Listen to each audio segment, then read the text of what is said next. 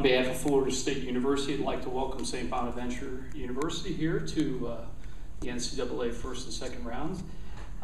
First, a little bit about the Bonnies. They come in as a number 5 seed. They boast a record of 29-3. They were the Atlantic 10 regular season champions after running the table, 14-0 record. This is the Bonnies' 4th consecutive 20-win season. They made their first appearance in the AP poll this year and come in ranked number 21. They're directed by head coach Jim Crowley, who's now in his 12th season. And joining us up here are senior forward Megan Van Tatenhove and senior guard Jessica Jenkins. I'd like to remind you before we get started to please mute your cell phones, and so we don't have any disruptions. We'll begin by taking questions for the student athletes first, and then we'll let them go after a few minutes, and then we'll take questions for Coach Crowley. So if there are any questions, please raise your hand. We have a handheld microphone. We ask that you tell us your name and share with us, at least the first time around the table, your media affiliation, and we'll move on from there. Questions? Brian Colleran with the NBC in Fort Myers. To the ladies, watching Monday night's selection show, when your name popped up and you saw Florida Gulf Coast, had you ever heard of their program, or did you know where that school was? I've heard of it. I've had friends actually go there before, so it wasn't an unfamiliar territory for me personally. I'm not quite sure about the other girls, but I was excited. Yeah, I'd heard of them too. I just, from reading about basketball and the college game, I mean, they've been good for a couple of years, just not been able to really do it on a national stage.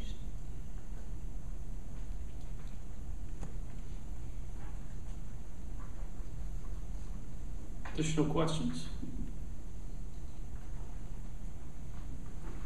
Jessica, let me throw one to you, Jessica. Just first appearance, can you talk about the significance of this moment, first NCAA appearance for the program, and can you talk about the significance of the moment and building to this point, since you guys have been part of 4 consecutive 20-win seasons and finally realizing this opportunity? Yeah, hopefully it's been a couple years coming. I mean, we've been working really hard and we've had some really great seasons, and I just think it's really paid off for us, and I mean the community's behind us, and I think it's great that we're able to do this for them and for the school, and you know, for the seniors that played before us and everything. So it's just kind of all coming together this year. Adam Bennett with St. Bonaventure Radio. For any of you, being your first NCAA appearance, is there anything differently that you've done to prepare for this game that maybe you didn't in the conference tournaments or in the regular season? I think we've just tried to keep everything as normal as possible, being that this is a totally brand new situation for us and everything. So if we can just keep things the same, it'll keep us a little bit more calm and, you know, a little bit less nervous if we're going to have any nerves. So we've just been trying to keep it as normal as possible. Coaches do a great job keeping us focused as well during practice, stepping it up just a little bit competitively as well to make sure we're extra focused and extra competitive for this next game. Marissa Jacks, YNN. Jessica, you had touched on it, but this is for actually both players. What has it been like around the St. Bonaventure community and in the area to have both the men's and the women's teams have such good seasons and both make it to the NCAA tournament?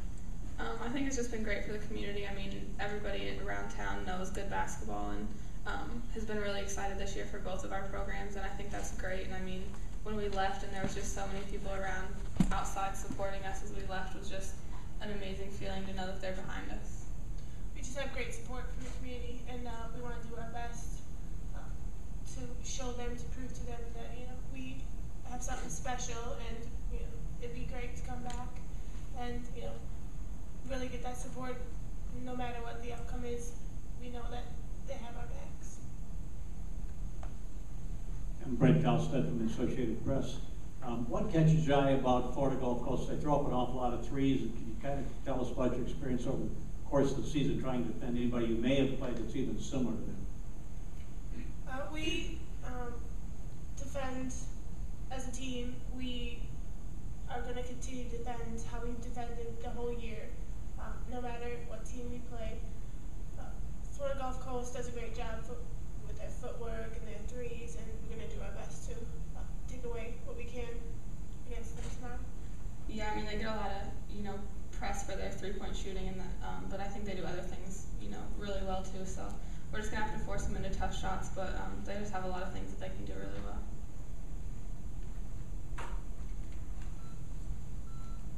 Any additional questions for the ladies? Student athletes, you can go rejoin your teammates. But thank you very much, and wish you best of luck tomorrow at around 2:30 when we tip it off.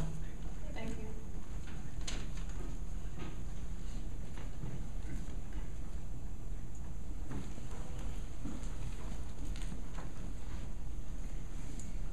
We'll take questions now for Coach Crowley. Coach, I don't know if people always think about getting out onto a court for the first time and how big that is, but how important is it for you guys to get out there, get out on the floor, and really get comfortable with the court, with the depth perception behind the hoops and things like that? I think that's always important. I think it's even more important that we just get out there and kind of understand the moment we're in. I made a bad coaching error when we played in the Atlantic 10 Championship. We didn't use our shoot around that Monday, and I think when we got there that day, it hit us, and I think getting in there earlier would have helped. So being able to do this today and tomorrow morning and just get out there and just realize that it's still, 10-foot baskets, 94-foot court, and play the game, and I think that'll help settle us. I still expect some nerves early, but it's really important to be able to just know that it's still a basketball floor, and that's still what it's all about.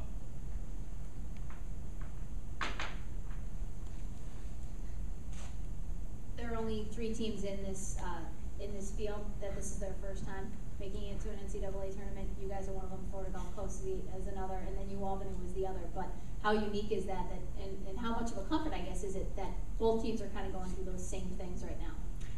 I think it's a unique game in a lot of ways. Besides the first time, I don't know if there's ever been a game in NCAA history where 2 29-win teams are playing in the first round. To be honest with you, I haven't even thought about that it's their first time. You kind of get caught up in your own world, and you want to make sure that you're prepared. I think no matter what, it's the first time for a group. Certainly at this morning's meeting, Coach Georges and Coach Landers were a lot more comfortable with things than maybe I was. As I said, it's a unique game all around. You add that to the things besides, similar styles of play, and it becomes even kind of more of a storyline. Yeah, Coach, kind of following up on what I asked your players, we asked Coach Landers earlier this morning about the significance of the three-pointer in the collegiate women's game, and he thought when it first was introduced it wouldn't be much of a factor. He's since changed his mind. How do you see that? I think it's the most important play in basketball, even on the men's side. People love the dunk, and the dunk is great for the crowd, and the fancy pass is great for the crowd. But the three-pointer can demoralize a team or pick a team up at any time. I remember back in, I think it was '87 when Providence made the run with Pitino. I mean, that was when you realized it was a great equalizer, and it still to this day is. I think it's a reason that teams that don't maybe have as much size can make some noise. And if you can find people that can shoot the ball, you give yourself a chance as long as you can get them shots. I think it's incredibly valuable, and it's something that as long as I'm fortunate enough to be in this business, we'll always put a high level of prize on. And if I may follow up, is that what concerns you most about Florida Gulf Coast, is their ability from outside? No. Do you want more? Please. Their ability to get to the basket. They get to the basket very, very well. They have, as Megan mentioned, they have great footwork. They attack the rim really, really well, and they finish exceptionally well. It's still, teams that can shoot the three are always dangerous, and they do it better than anyone in the country. But that's set up because they get to the basket so well. Coach, I don't know if many coaches or players can say that a loss is a good thing. You guys haven't had many of those this season. But do you almost look at the loss in the championship game, the A-10 championship game, as a good thing and even more of a motivating factor for especially the seniors on this team to come here and want to get it done? I think that's something people always talk about just after the loss, but you can't evaluate to the next game. you never think a loss is a good thing, but after you may go, hey, that was a great thing for them. We were really disappointed with the early part of our game in the A-10 championship, but certainly encouraged by the way we locked in and were able to defend and come back. Our kids worked really hard to have a great season and did have a great season. And regardless what happens tomorrow, nothing changes that. We feel that we've done some really good things. Do we want to do more? Certainly. But for how a loss affects you can only be gauged after, and it's been so long since we played. I think our kids have stayed motivated, but they've stayed pretty motivated throughout the year. Coach, speaking about that, the fact that it has been so long since you played, anything that you've changed up in the past 2 weeks or normal schedule? And we haven't changed up anything in 5 years. We do what we do, and with our schedule, with our routines, with our preparation, and this group is very used to it. That's why we're even having a little more success, because they've had 4 years of it for the seniors, and I'm not smart enough to change things. We just stay with what we do and hope that we're fortunate enough to have a good result with it.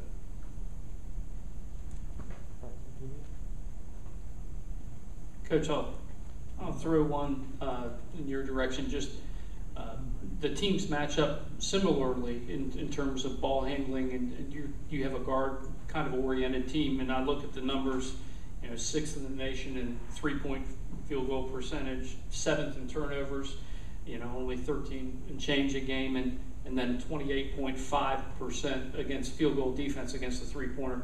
You talk about the importance of guard play at this stage, even though I know this is the first time on this stage for your program. Yeah, I think once you get into February and March, the game becomes a lot more about defense, and it becomes a lot more about possessions. And we've tried to build it as such. We've tried to put players on our team that can keep people in front of them, as well as can do some things from the perimeter against people who are good at keeping people in front. I like that our kids are able to do that. We have a lot of kids that are pretty good defensively and can get out and contest shots, but also keep people in front. And again, as we talked about, the three-point shot is the equalizer. It's so important. So if we're able to keep people in front and not let people take the ball away from us to get easy scores, then we'll give ourselves a chance, especially if we can make a few jump shots. Coach, could you just touch real quick on what this means to you on a personal level, being your first time as a head coach in the NCAA tournament? It's it means that I don't get to celebrate St. Patrick's Day is one thing, but I think my Irish people will forgive me on that one.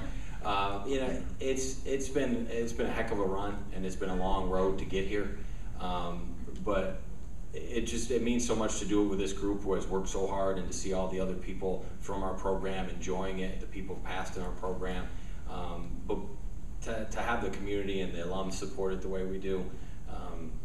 You're used to March Madness, and we watched it obviously with our men yesterday, and which was a unique experience being here in Tallahassee as they played Florida State. But to be part of it is something that is really special, and the people here at Florida State and the NCAA people. I mean, it's amazing how first class it is, and you think, oh, it's even higher level than that. So we're just really appreciative to be part of it, and hope that we can show out well. Do you have any additional questions for Coach Crowley? Coach, if you can't celebrate St. Patrick's Day, I hope you can find some corned beef and cabbage tonight. And, I hope to. I can't even wear green. I mean, it's tough. We'll see you back here tomorrow afternoon. Thank you very much.